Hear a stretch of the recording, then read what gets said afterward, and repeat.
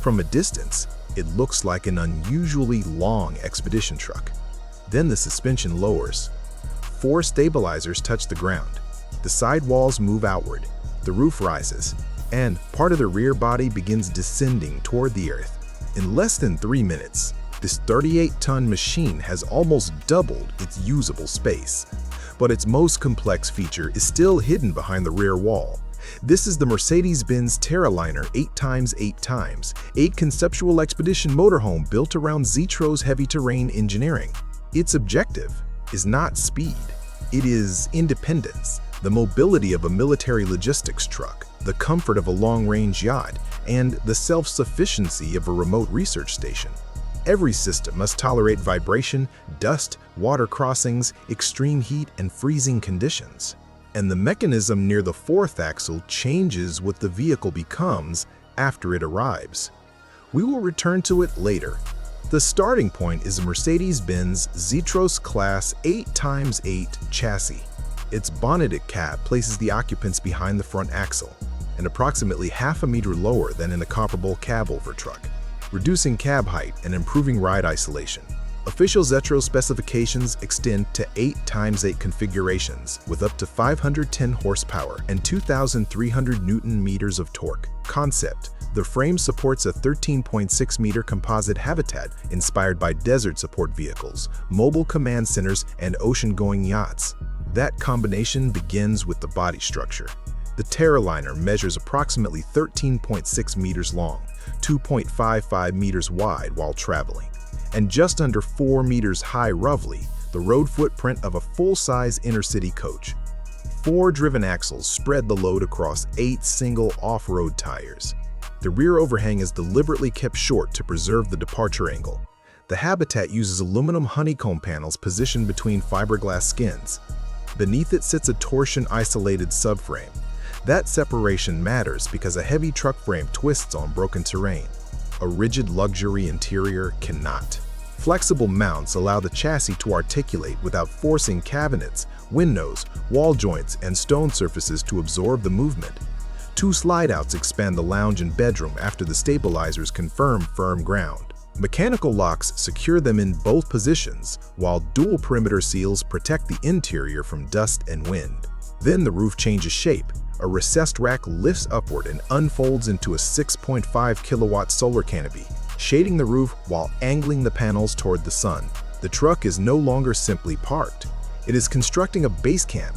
Power comes from a 12.8-liter inline-6 diesel producing approximately 510 horsepower and 2,300 Newton-meters of torque. A torque converter, automatic transmission, allows controlled, low-speed movement without repeatedly slipping a conventional dry clutch. Locking differentials distribute power across all 4 axles, while a central tire inflation system changes tire pressure from inside the cab. On rock, higher pressure protects the sidewalls. On sand, lower pressure widens the tire footprint and reduces the likelihood of sinking. Mercedes states that the real Zetros 8x8x8 architecture can be configured for up to 1.2 meters of fording depth and a 100% grade climbing capability under suitable conditions. That represents a theoretical 1-meter rise for every meter traveled forward, not a recommendation that a fully furnished motorhome should attempt it. EPT carries approximately 1,600 liters of diesel, at an estimated expedition consumption of 45 to 60 liters per 100 kilometers. Practical range would be roughly 2,600 to 3,500 kilometers before reserve. Freshwater capacity is 100 liters, supported by filtration equipment and separate waste tanks. A 180 kilowatt-hour lithium-iron-phosphate battery bank powers refrigeration, communications, lighting, and moderate climate control. Solar reduces generator use but cannot continuously operate every high-load appliance. Electronically controlled damping limits body movement on the road. When parked, hydraulic stabilizers level the structure. Yet no electronic system can hide the basic truth. This remains a tall, extremely heavy truck. The cab connects directly to the habitat through a sealed passage. Inside, the industrial exterior gives way to pale oak veneer, satin aluminum, wool upholstery, and dark stone composite surfaces. Nothing is decorative without also being secured. Tables locked to the floor. Drawers use positive latches. The television retracts behind a structural wall panel. With both slide-outs open, the lounge becomes nearly 4 meters wide. A low sectional faces panoramic electrochromic glass, which can darken electronically. During severe weather, insulated shutters close over the windows. The kitchen is closer to a yacht galley than a residential kitchen. Induction cooking eliminates open flame. Separate compressor circuits prevent one refrigeration fault from disabling every cold storage compartment. A steam oven, filtered water station, vacuum drawer, and stainless preparation surface fit into a compact, working triangle. Opposite the galley is the technical core. Behind a sound-insulated door are the inverters, water pumps, network equipment, and service manifolds. Every major circuit can be isolated from one accessible location. It is not the most dramatic room in the vehicle, but it may be the most important. The bathroom includes a dry shower, stone composite basin, recirculating hot water loop, and separate toilet compartment.